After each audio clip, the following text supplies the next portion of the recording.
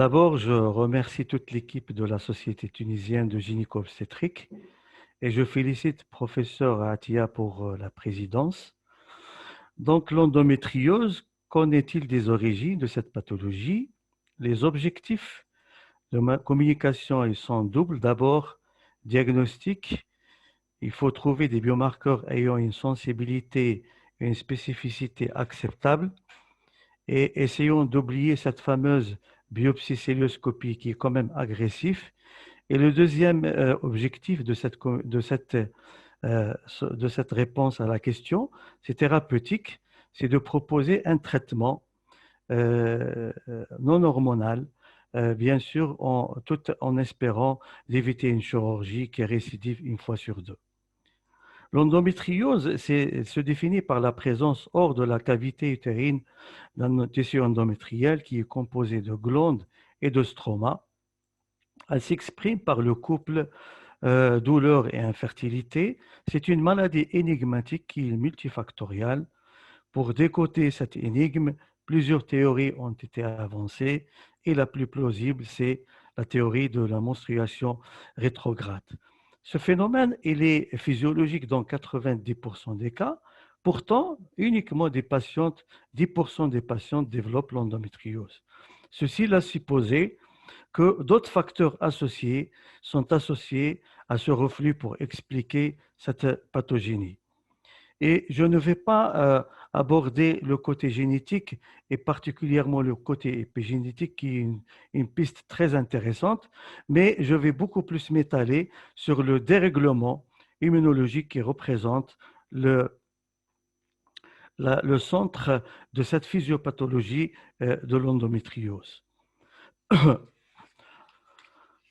Au cours de ce topo, je vais essayer de répondre à deux questions. La première, pourquoi les 80% de nos patientes ne développent pas la maladie malgré qu'ils ont un reflux utérotubaire et pourquoi les 10% et comment les 10% développeront cette maladie?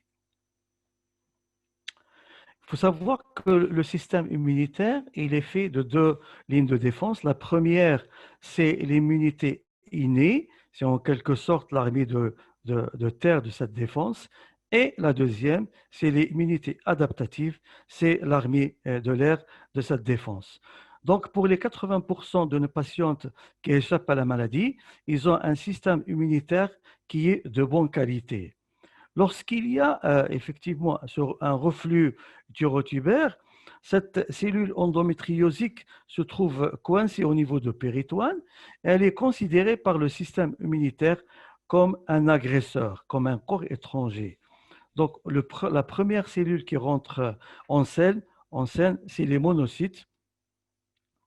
C'est la première cellule qui rentre en scène, c'est les monocytes, c'est ce qu'on appelle les gyrophares du système, ayant comme conséquence, cette monocyte reconnaît la cellule endométriale par le complexe anticorps antigène.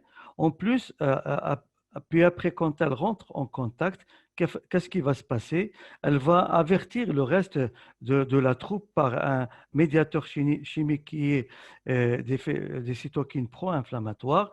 Et qu'est-ce qui va se passer? Il y a un recrutement massif des cellules immunitaires, notamment les lymphocytes, les cellules, les NK, ce qu'on appelle les cellules tueuses, les cellules dendritiques et majoritairement les cellules, les macrophages. Donc, aussitôt ces macrophages, c'est ce qu'on appelle les ébouilleurs de péritoine. Ils reconnaissent la cellule endométriosique ectopique grâce à un récepteur qui est le CD36, qui est très important parce que ce récepteur manque en cas d'endométriose. Ils vont aussitôt l'ingérer, donc ils vont ingérer cette cellule endométriosique.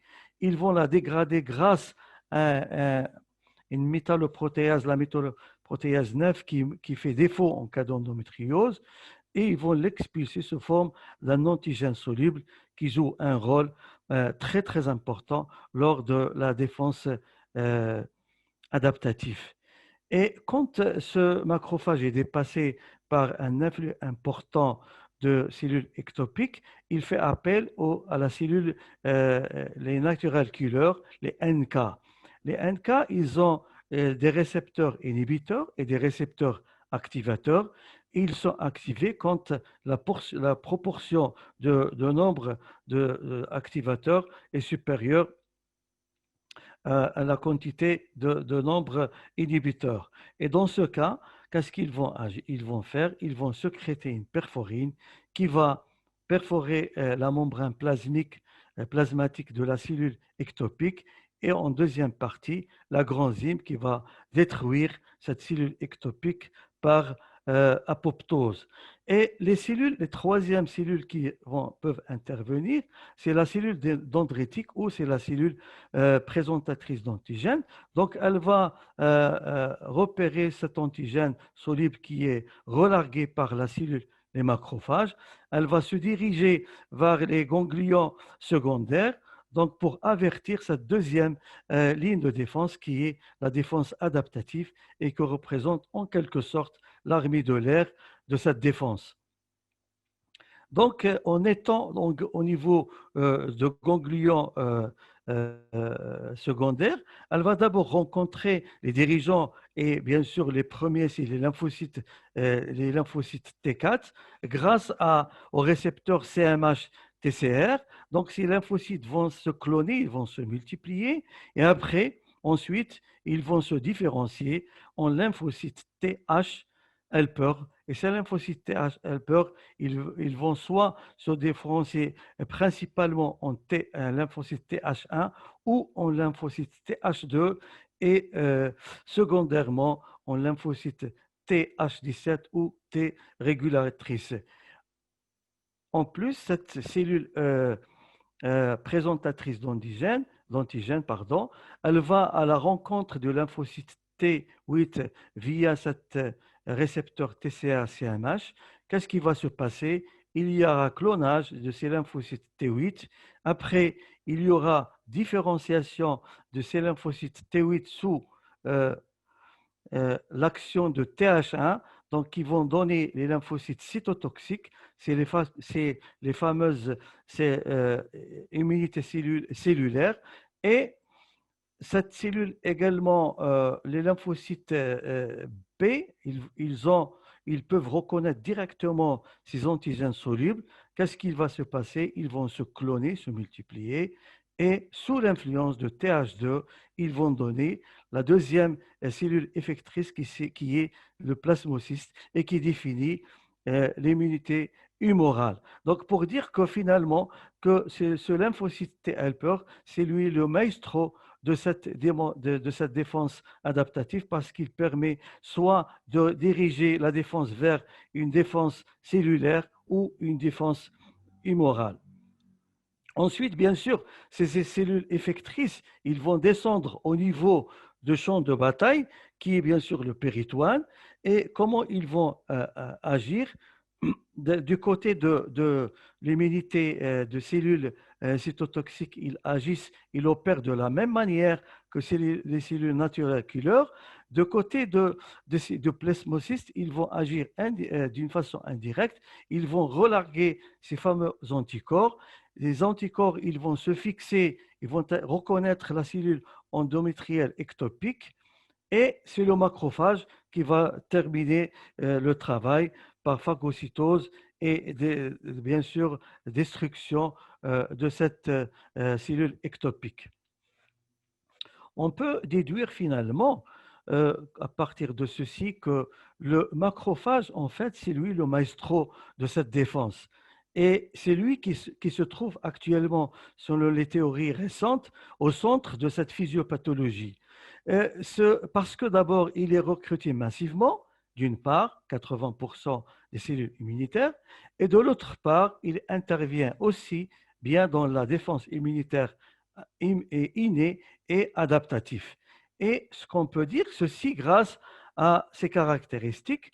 Ce macrophage, il peut changer, il a deux phénotypes, soit en M1, donc les M1 d'abord il active massivement la défense immunitaire, il intervient lors du début de de la réaction, donc il intervient à la phase précoce de l'agression, ils sécrètent beaucoup de cytokines pro-inflammatoires et leur rôle, bien sûr, c'est de détruire cette cellule endométriale par phagocytose.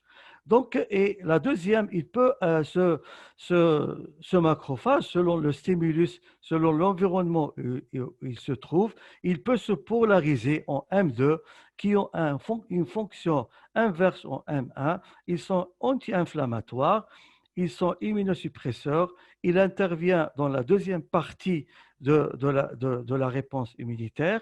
Et leur rôle, bien sûr, c'est la protection et la réparation de tissus grâce à leur pouvoir angiogénique qui était très important.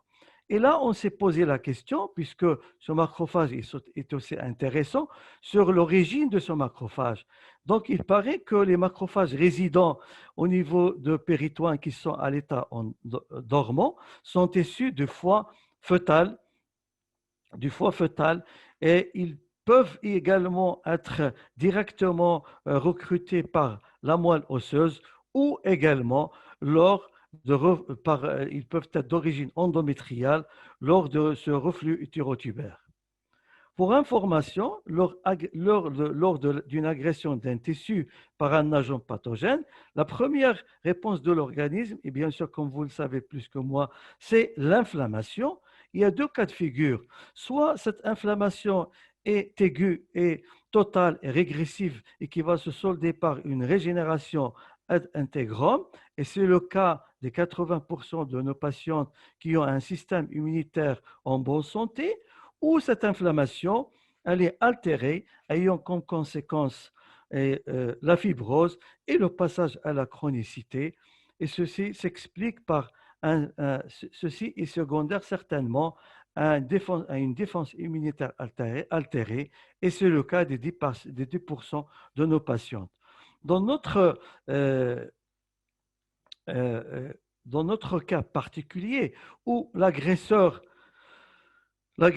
est la cellule endométriale ectopique et l'agressé sur le péritoine. Qu'est-ce qui va se passer lors de cette agression? Donc, la première étape de l'agression, bien sûr, c'est l'inflammation qui est caractérisée par un recrutement massif des macrophages M1.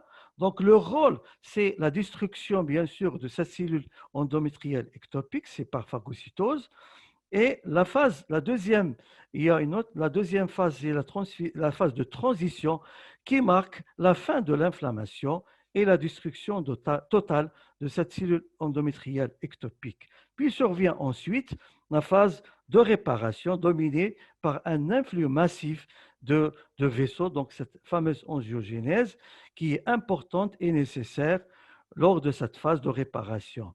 Donc enfin, un remodelage et maturation finale qui est caractérisée par la disparition de cette angiogénèse d'une part et le remplacement d'un tissu péritonéal détruit par un tissu identique à celui qui a été détruit. Ceci est une signature vers la guérison. Et ce qu'on remarque ici, qu'il y a un équilibre qui est très important, un équilibre entre les M1 et les M2, et un timing très précis entre le passage de l'inflammation à la réparation.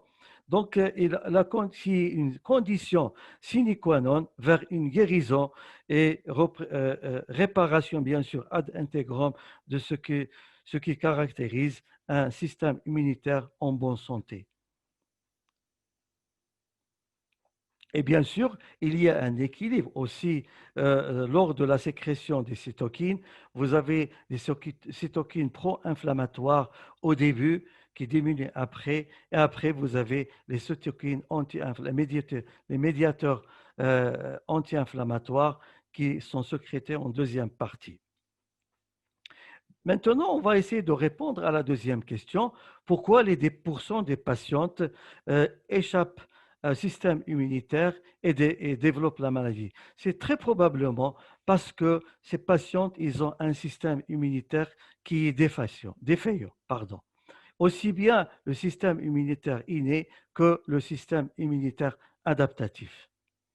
Donc, de la même façon, quand ce système immunitaire est défaillant, qu'est-ce qui va se passer lors de l'agression de l'agression? D'abord, une inflammation, certainement, qui va être euh, euh, qui va être caractérisé par les M1 qui vont bien sûr rentrer en scène les premiers. Malheureusement, ces M1, ils présentent une diminution de leur pouvoir phagocytaire. Et donc, ce qui va se passer, donc, il y aura une destruction partielle et non pas totale de cette cellule endométriale ectopique. Qu'est-ce qui va se passer? Une transition, une phase de transition qui est marquée par la non-résolution de l'inflammation et survient après une phase de prolifération qui est dominée par, pardon, qui est dominée par un recrutement massif des macrophages M2 qui sont majoritaires avec un état angiogénique qui est qui est très important, ce qui témoigne de la gravité de l'agressivité de l'agression.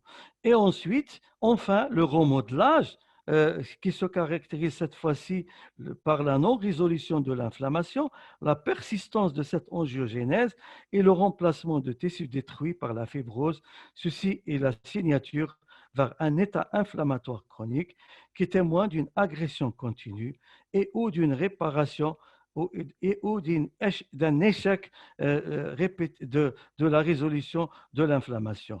Là, qu'est-ce qui se passe? Il y a un déséquilibre entre les M1 et les M2 au cours de la phase de transition et une asynchronisation entre la phase de transition et de la prolifération, ce qui est synonyme d'un échec de la réparation qui caractérise un système immunitaire déréglé, comme on peut expliquer ceci par la diminution de l'efficacité.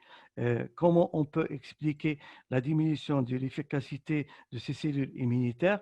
Pour les macrophages, on a dit qu'il y a une diminution de la phagocytose parce qu'il y a une hyperexpression des prostaglandines qui vont inhiber ces fameux récepteurs CD36 et qui vont inhiber également les macrophages, les métalloprotéases N9 et qui vont réduire finalement le pouvoir phagocytaire des macrophages. De côté quand même aussi, il y a une diminution de la cytotoxicité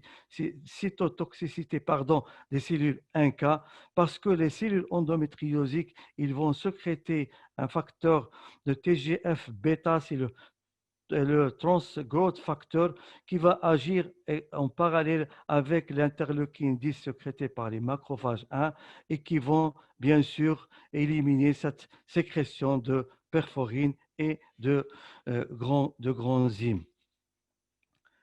La défense immunitaire adaptative est aussi touchée parce qu'on a une diminution des cellules TH1 toxiques, on a une diminution également de la cytotoxicité et on a une augmentation des médiateurs pro-inflammatoires. De l'autre côté, la défense immunitaire innée est aussi touchée parce qu'il y a une diminution, il y a une augmentation des anticorps anti-endométriales et une augmentation également de la réponse inflammatoire. Donc là, je passe, ceci explique pourquoi les cellules immunitaires adaptatives sont altérées. Je passe, c'est pas important. Je passe aussi. Et pour dire finalement qu'il y a un phénomène, un dérèglement immunitaire et qui va créer un phénomène inflammatoire local médié par une hyper-augmentation de stradiol, par la neuroinflammation et également par une élévation des prostaglandines. Donc ce schéma explique très bien pourquoi on a une augmentation de prostaglandines. Ceci est dû à une hyperactivité de COX-2 qui sont médiées par une hyperostrogénie. Cette inflammation également chronique, elle est due à une hypersécrétion d'œstrogène parce que les récepteurs bêta sont surexprimées dans le cadre de l'endométriose. Et il y a une réponse, il y a également une résistance à la progestérone parce que les récepteurs spécifiques de la progestérone A sont surexprimés. Il y a aussi une production exagérée des fibres nerveuses avec une augmentation des fibres nerveuses, un déséquilibre entre les fibres nerveuses sensitives qui sont pro-inflammatoires, qui ont un effet pro-inflammatoire, et les fibres nerveuses sympathiques qui ont un effet anti-inflammatoire. Donc, on remarque qu'il y a un état pro-inflammatoire qui est très exprimé, ce qui est responsable de la douleur chez nos patientes qui se plaignent bien sûr de l'endométriose. Donc, cette cellule endométriale échappée à cet dérèglement immunitaire, elle va créer un état inflammatoire et elle va, et bien sûr, c'est la deuxième étape, elle va échapper également à l'apoptose parce que dans la cellule endométriosique, il y a une augmentation des facteurs pro anti-apoptotiques et une diminution des facteurs pro-apoptotiques, ce qui fait qu'il y a qui permettra bien sûr, bien entendu, la survie à cette cellule endométriosique.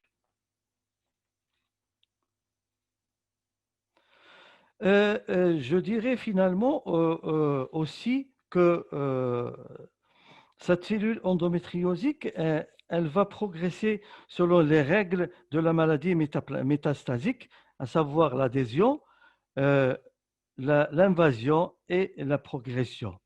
Donc, on peut dire que l'endométriose, c'est une maladie qui agit de la même manière que la cellule cancéreuse. Et pour information, je rappelle, la matrice extracellulaire, c'est une couche qui est faite principalement de fibres de collagène, permettant l'organisation intercellulaire. C'est en quelque sorte le squelette de l'épithélium. On a de l'autre côté les métalloprotéines qui sont c'est des enzymes qui vont détruire cette matrice extracellulaire.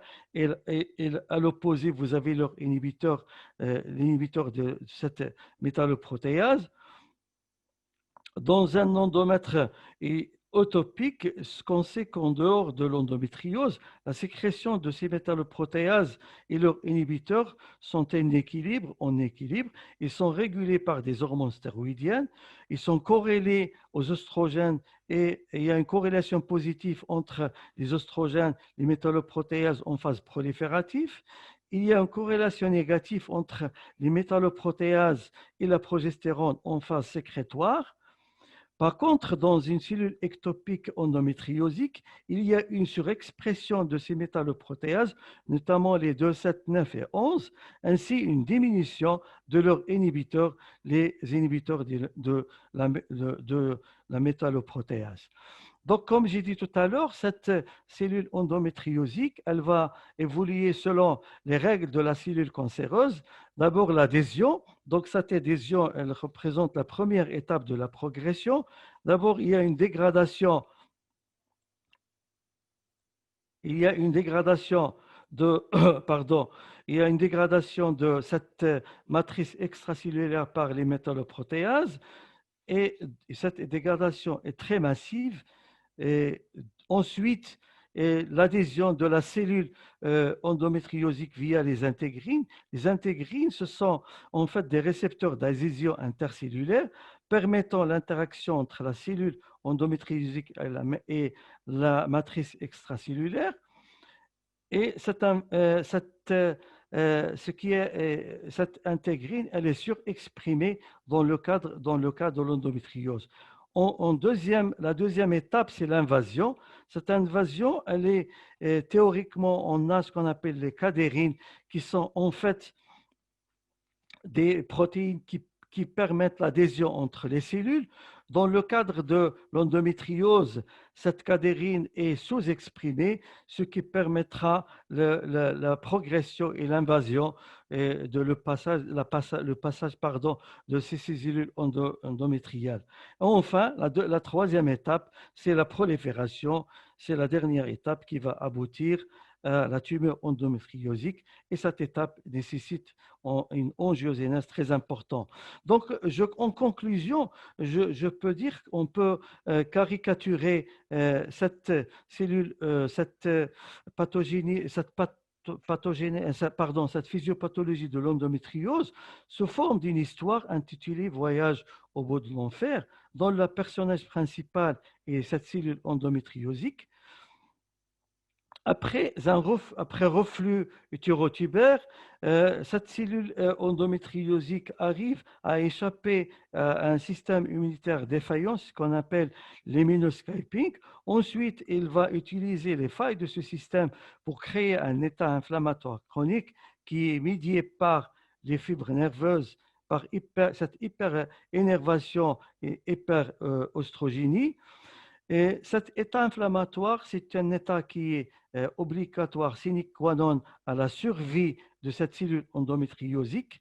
Et enfin, cette cellule va progresser selon les règles de la maladie métastatique, à savoir l'adhésion, la progression, l'invasion, la progression, et elle finira bien sûr avec cette maladie, ce qu'on appelle, c'est la maladie endométriosique. Et je vous remercie.